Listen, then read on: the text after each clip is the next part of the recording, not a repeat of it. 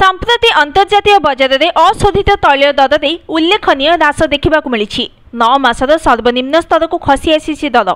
एभली स्थिति में केंद्र सरकार पेट्रोल एवं डीजेल दर में ह्रास नहीं विचार करुवा एक रिपोर्ट जनापड़ी।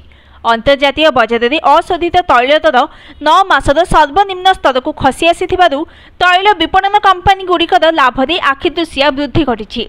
तेणु दर ह्रास नहीं सुजोग रही। आगक तैल कंपनी गुड़िक खाउटी को आश्वस्ति प्रदान करिपारन्ते बोली अनुमान अछि। जनवरी सर्वनिम्न स्तर में पहुंची अशोधित तैल। तेणु दर ह्रास पाई अधिकारी स्तर में आलोचना चलिथिबा जनापड़ी। आगक महाराष्ट्र, हरियाणा एवं जम्मू काश्मीर विधानसभा निर्वाचन अछि।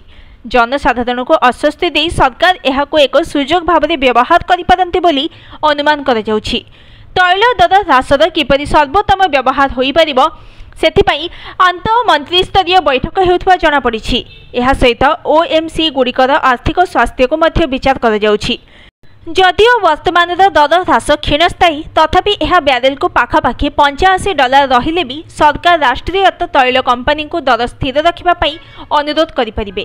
चलित वर्ष मार्च रे अर्थात साधारण निर्वाचन ठीक पूर्व सरकार लिटर पिछा पेट्रोल एवं डीजेल दर में 2 टंका लेखाएं ह्रास करते।